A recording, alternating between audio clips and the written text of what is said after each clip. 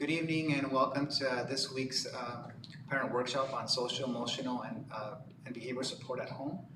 Today we'll be talking on topics dealing with grief, adult self-care, isolation, and follow through on positive praising. So before we begin, I want to introduce our presenters. To my right, I have Samantha Zaragoza. She is our mental health therapist at a Halsey School District. And to my left, I have Kim Norris, our BCBA, behavior specialist for Halsey School District, and she'll be presenting on some of our behavior. Again, we will be, so before we start, there's a couple of housekeeping. After every presentation, we will begin having, we'll stop for questions and answers. You can submit your questions through the presentation during the chat box or on the screen. You can also, you can use to call our live hotline at 630-6320, and that number will be appearing on the screen when it's time we're taking questions. There's also will be, like I mentioned, there can be a built-in question and answers after certain topics. And then if we do not get to your answer, you're always welcome to join. You're able to ask us any questions to our emails, and again, our emails, you can find our emails here in our, you can go back to our last slide. We'll show you our emails that you can contact us with. Okay. Also, this presentation, we're going to add it to our link, so if you ever want to see it again, you can access through our link in our Halsey School District, and we will also have the video online that people can go back and watch it. Okay, so at this, so we'll go over to our next slide. We'll start off with Mrs. Zaragoza. She will be presenting on grief, loss of grief, and adult self-care. Great. Hi, everybody. Thanks for joining us. During this time, kids are feeling a loss of many things. It's not just the loss over the school year, loss of that environment with our friends, but potentially the loss of family members, the loss of quite a few celebrations that we weren't able to be a part of. The disruptions of the routines are what cause most of the instability that kids are feeling right now. There's something to be said about having structure, and we've talked about that in our previous videos, about the need for a schedule, the need for some kind of boundaries around a kid's day. And when we don't have those, it's that loss of normalcy that we feel that makes kids feel a little bit more irritated. They may feel even more isolated than usual because of that normalcy is not there. Any type of loss can trigger grief. It's not just one thing, and it's important to note that it's a child's perspective of loss, where something may not bother an adult, but to a child, it was their entire world. An example I'd like to give is one of the students that I work with, he didn't realize that he lost his lunchtime friends. And it was a club that they did, some kind of a tag game or something like that. And to a parent, we look at each other and we say, oh yeah, well, we can do that in the backyard. But to a child, that perhaps that's the only time they interact with those particular groups of kids, it's overwhelming. The feeling of loss is definitely there. And again, it's any type of loss. It can be those plans that they aren't able to follow through with. 8th graders are not able to go to Great America, and the anticipation of loss is also really triggering to kids at this age. The change in the daily routine is another one. They feel as though they are never in a state of normal. Every day feels the same because there's no school, there's no schedule, but also different.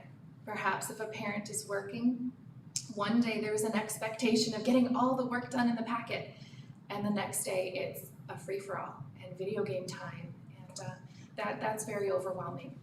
I had quite a few calls this past week because of loss of tradition of birthdays, and that was really hitting home. I think as parents, we normally will empathize with that one. Oh, what a devastating thing. You don't have your birthday party, you can't invite friends over. So instilling some other opportunities for us to celebrate them is the best way we can to help them move on. Okay, oh, that's the Spanish version. The stages of grief, we go over this quite a bit in our schooling. The nickname is DABDA, D-A-B-D-A, denial, anger, bargaining, depression, and acceptance. In denial, you'll see that the kids just cannot believe it's really happening. Oh, this will blow over quickly. It's not really going to affect my trip or my birthday or my summer plans. And it's really a way of putting up a wall so that they don't have to feel any hurt feelings. The next stage is anger. They can feel angry for no reason or for the smallest reason, anything to do with that triggering activity. So in the instance of talking about losing a Great America trip, one student in particular didn't even want to mention Great America, didn't want to look at pictures of roller coasters, wanted nothing to do with it. And as a child, sometimes anger looks like irritation. So keeping that in mind is helpful. Maybe they are angry about one thing and they're going to be triggered or irritated by something else. It's just a way for them to express and have a vent for that anger.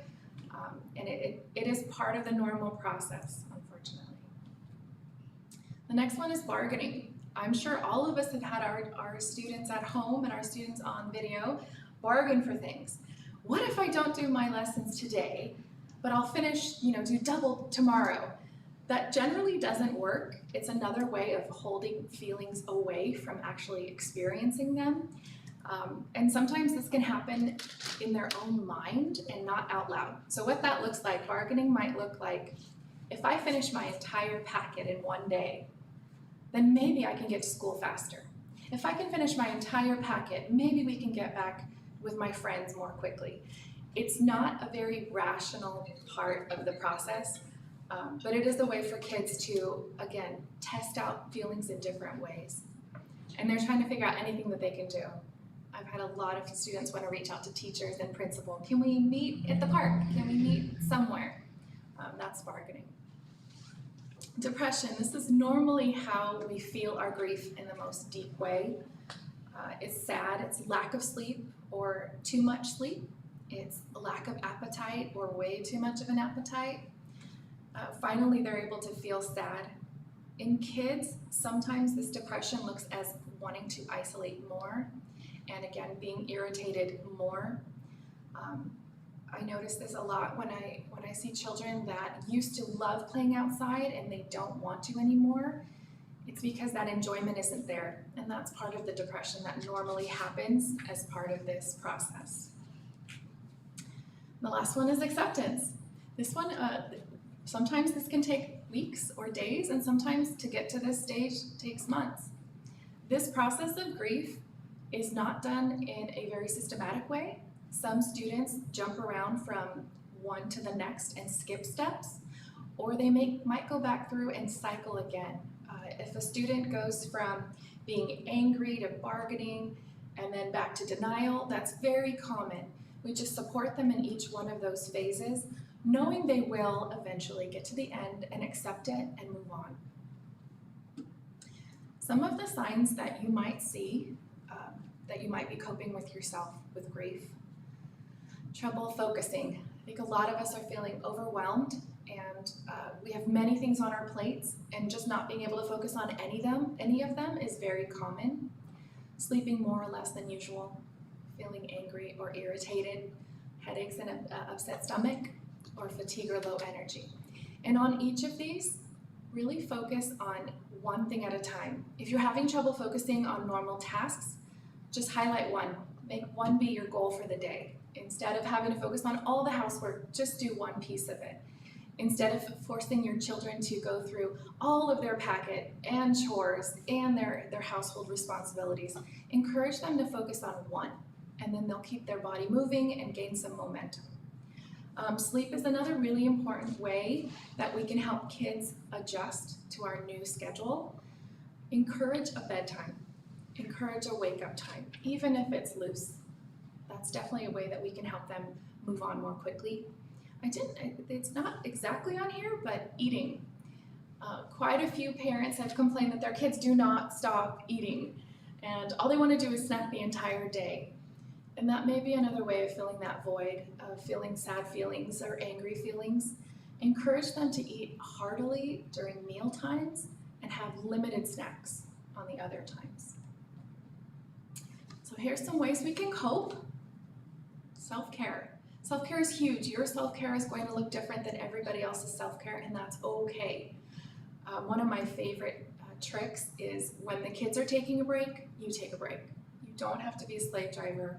Adults have to have their gas tank full in order to help their kids. So if they finish a worksheet and it was particularly difficult and they want to take a break, do what you can to take a break with them. Sit on the couch and snuggle. Go for a walk outside really quickly. Get in that fresh air. Your self-care is just as important as your students. Coping techniques. Again, your coping skills, your coping techniques may be different than your students, and that's okay. Being careful to limit electronic time. So when kids normally say they want a break, they want to run to the video games or hop online and check out a really cool video. There's a lot of studies going on right now. The increase in electronics also increases isolation. So be mindful of that. And on the opposite end, unfortunately, the kids are social during electronic time. They chat with each other and they're on headsets and they're communicating with each other. Just like we would limit a bedtime or limit food intake, let's limit that electronic intake as well. And reach out. We've talked about this before in our other videos. Do what you can to stay connected. If there's a neighbor a couple doors down that's in the same boat, sending notes back and forth, having a phone call, being able to have a vent session is really important. And in that way, we're able to get our frustrations out and then move on and be able to support our students at home. Video chats, text messages, those are all really good ways of staying connected and finding support. So if your student is having a very hard time with the adjustment, our school district does have resources to help. But do your best to see if you can put some of these pieces in place, and hopefully we'll be able to help their mental health just like we're helping our academics. And the good news, people, kids and adults, are resilient. And most of the time, these large events that happen, we have a way of absorbing them, of being flexible, and moving on from them. And once this immediate crisis has passed, we'll be able to get to a new level of acceptance. We miss everybody, and I'm sure we all want to get back there. So thank you, Samantha. As I mentioned before, Samantha is our mental health therapist for our school district. She works with our SOAR therapeutic program. So thank you for the great information. So at this time, we're going to be opening up to questions. So you will be able to, you can type in your question in the chat box, or you can call us live at the number that's on your screen right now.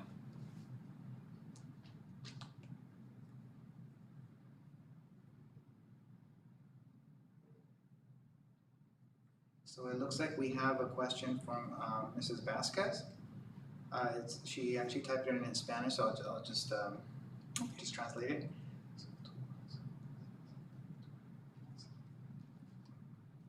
So she's saying that so her son sleeps up to 12 hours.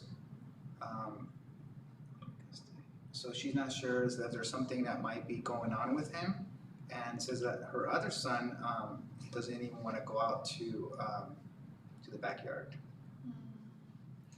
So if sleeping to this extent was normal before the shutdown, then we wouldn't consider that a problem. However, 12 hours a day, that does sound like he's losing or missing out on something. There's some feelings going on, and the way that he's expressing them is by staying in bed.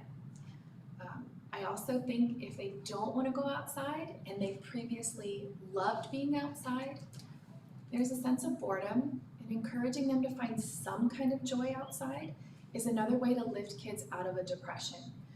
It reminds me a lot of how when adults get depressed and they say, oh, I just can't go for a walk, I just can't, take a shower or get my laundry done, a supportive person, either a mom or husband, wife, would say, I'm gonna help you. And it sounds like in this case, they need your help to sort of lift themselves up a little bit. I wouldn't be overly concerned because a lot of kids are in this boat. They're all feeling this way.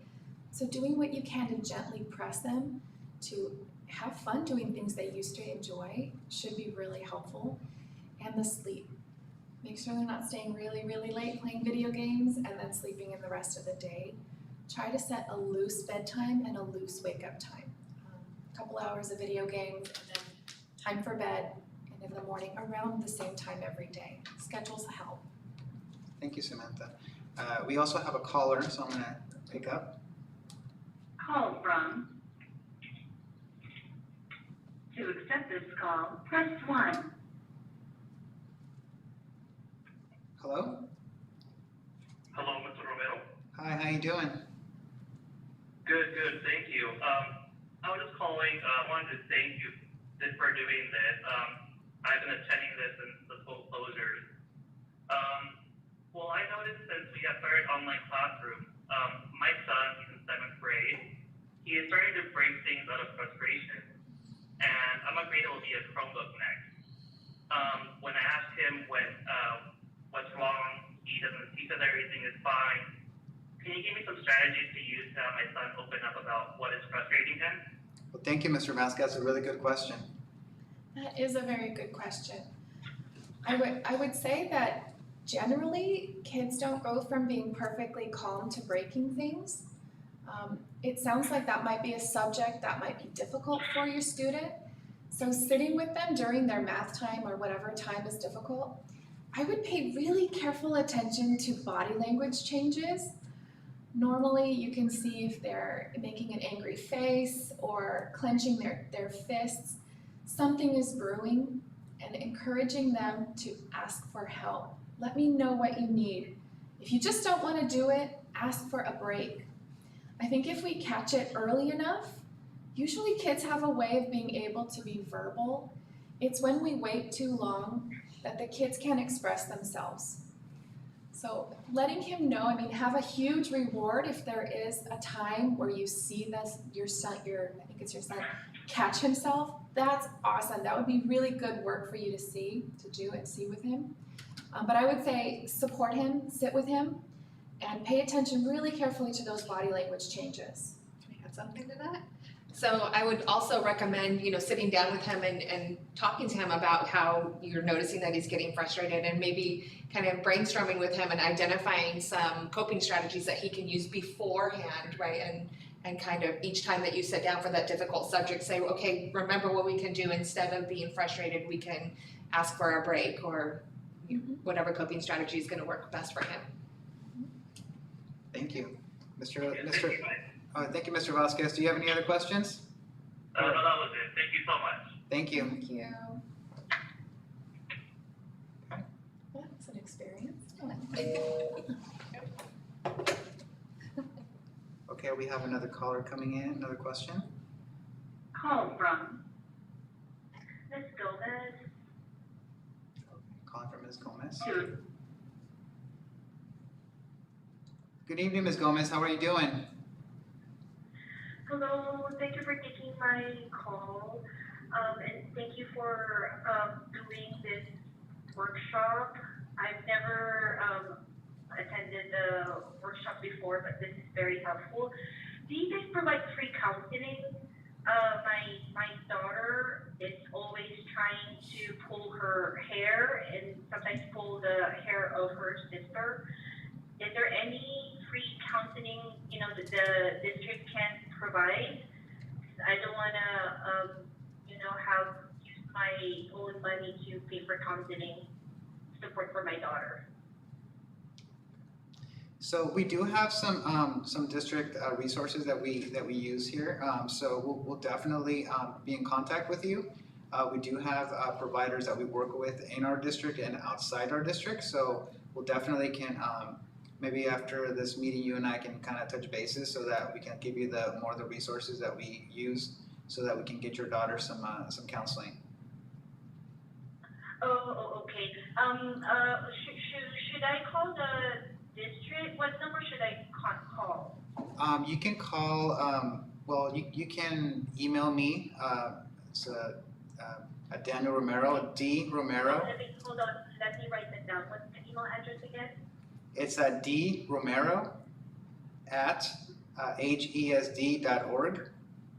Is it DROMERO@HESD.org? Yes, that's correct. Okay. Oh, okay. Thank you so much. Thank you, Hollister School District, for this workshop. Thank you, Ms. Gomez, for calling in. I'll be happy to help you and your daughter. Thank you. And I think we have another question from Mrs. Saldana on our chat room that says, how can I motivate my 7-year-old to do homework? We don't let him watch TV. His excuse is my brain is tired and can't think. I don't know what to do or how I can make it fun for him.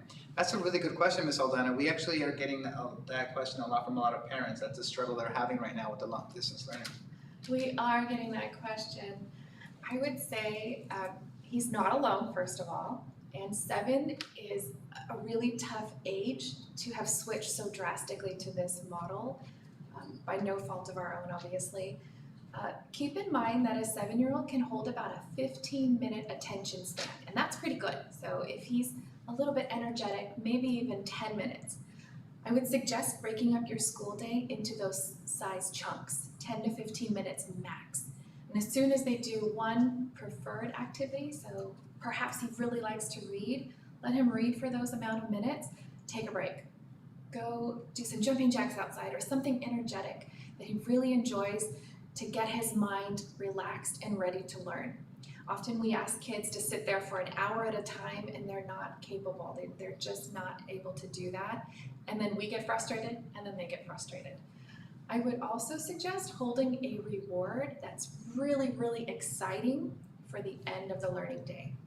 Not allowing TV prior to schoolwork, keeping video games until after the academics are done, planning a special outing, like go through the drive-thru and get an ice cream cone or something of that sort, and get his buy-in. See what he really wants. If you can order, a Lego set from Target if he has a good week of school, those are really good ideas for a 7-year-old to really get buy-in with academics. Do you have any other thoughts, Kim? No, I mean, that's great. We parallel here in our social, emotional, and behavioral advice. Definitely setting up that reinforcement system, breaking it up into smaller time frames. And we do, if you want to email us, either one of us, we can provide you with like a token economy. So he needs to earn 8 tokens in order to get his daily reward, and always pre-choose that reward with him at the beginning of the day in order to achieve that buy-in. But yeah, that's it. Very good questions. Okay, so any other questions? You guys can call in. If not, we're gonna start moving on to our next topics. So I know there's a little bit of delay with the chat, so we'll just wait a few more seconds. I do want to let everybody know that next Tuesday we'll be having the Spanish version of this same meeting and same topics, and that will be next Tuesday from 4 to 5, same time. And again, when people cannot, we understand that people cannot join us live sometimes. You can go to our HSD YouTube channel and you can watch it again. It will be available after this meeting. Okay. All right, so it doesn't look like we have any more questions. So we're going to move on to Mrs. Norris, and she's going to be going over following through and positive praising. Okay, so the first presentation is being sure to follow through. So when you give your child a request, we want to make sure that we follow through with it, right? So these are just going to be some tips on how you can go about doing that, right? So first of all, when you give a request, you want to make sure that you're using effective communication. So what that's going to look like is getting down to your child's level. If they're small, you might want to kneel down next to them when you're speaking. If they're older kids and a little taller, just make sure that you have their attention, make sure you have their eye contact.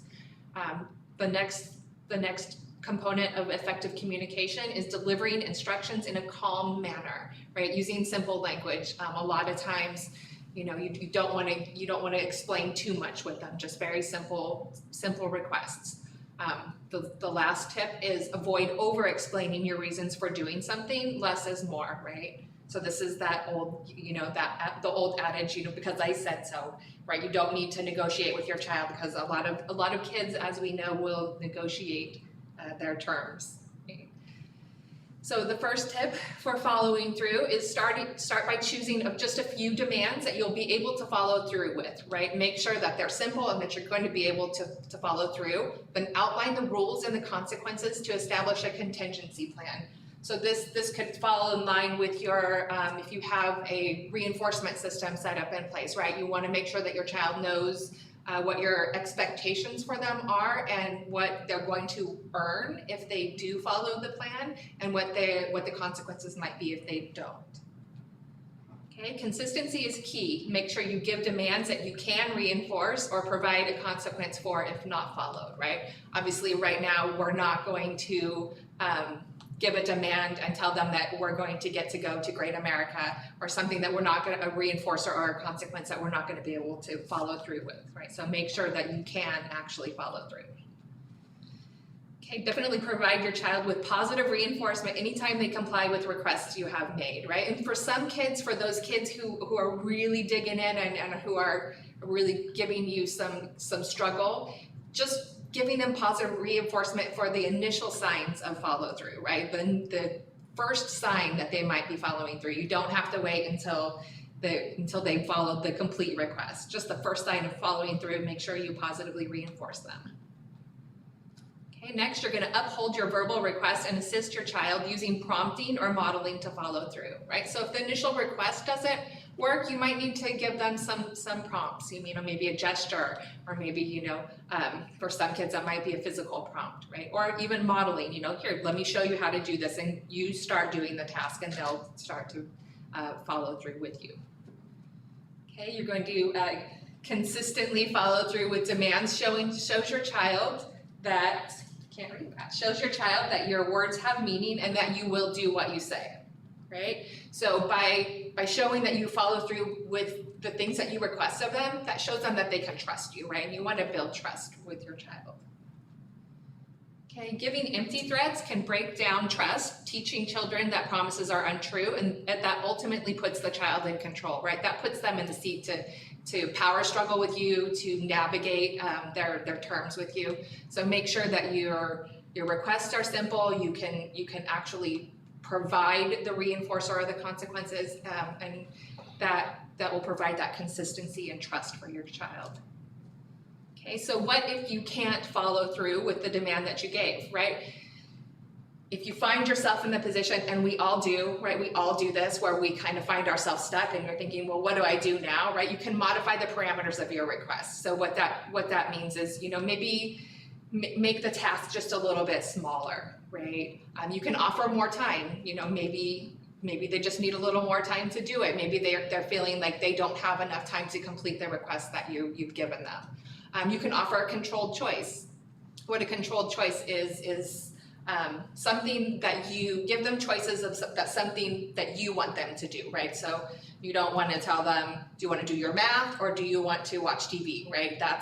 You know which one they're going to do. You know which one they're going to choose in that scenario. So by offering a controlled choice, such as, would you prefer to do reading or math first, right? Then that choice gives them a sense of control over what's going on in their world, right? And then the last thing that you could possibly do is offer to help complete the task, right? Maybe they just need some help. And that kind of reminded me of the caller who called in, his son is getting very frustrated and maybe he just needs some help. Maybe you can offer to help. Okay, so that is the end of my presentation for following through. We can pause here for questions if anybody has questions.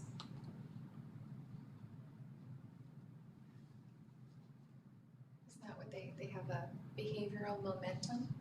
Behavioral momentum is part of, So getting shaping them it. to do baby steps sometimes helps them get their task finished. Just get them started and positively reinforce that getting them started. So don't have any questions in the chat room. We can move on to the next We can move on. presentation and take questions on both later.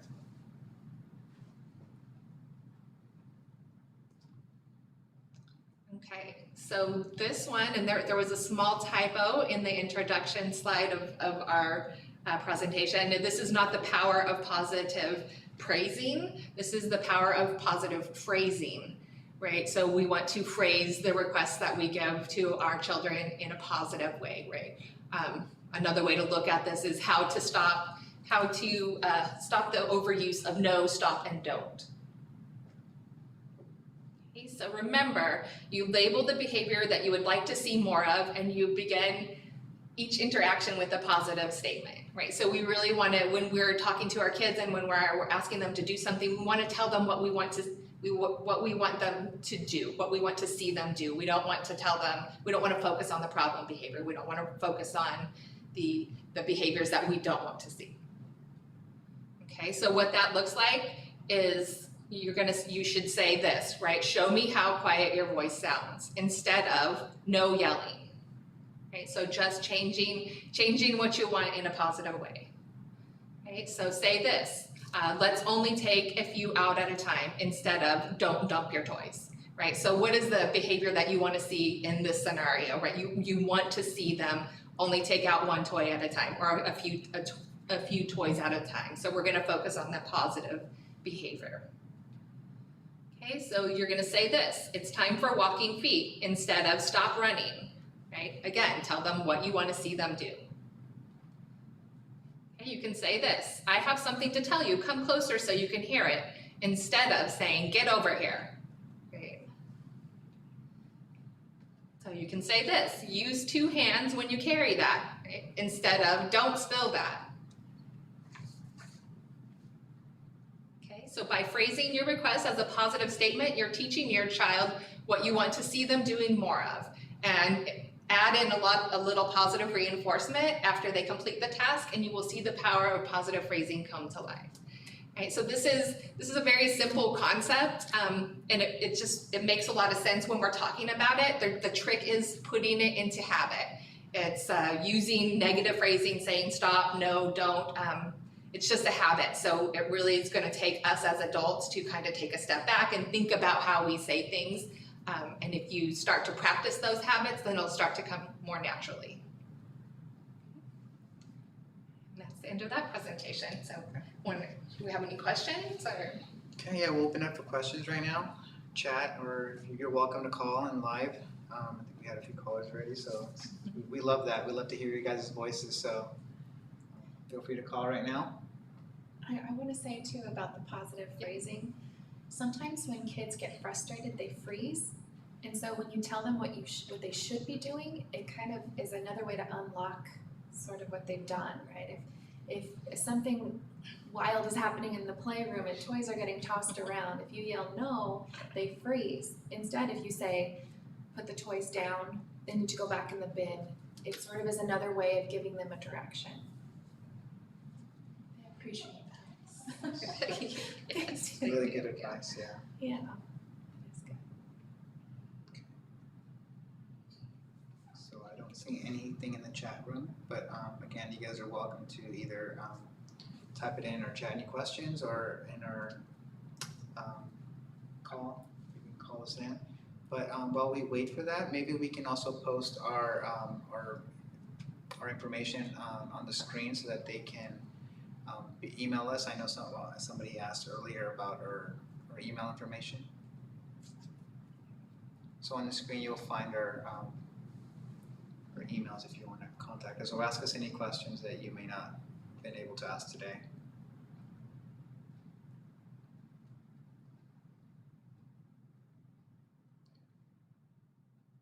Anything else, ladies? We have two of our best, some of our experts here on our panel, so we're fortunate to have them. So thank you for those great presentations. And again, they both are employees of Halter School District, and they work with our students here. So you can contact us if you have any questions. But thank you again for joining us, and feel free again to reach out if you have any questions and concerns or anything like that. Thank you. Have a great day and stay safe, everybody.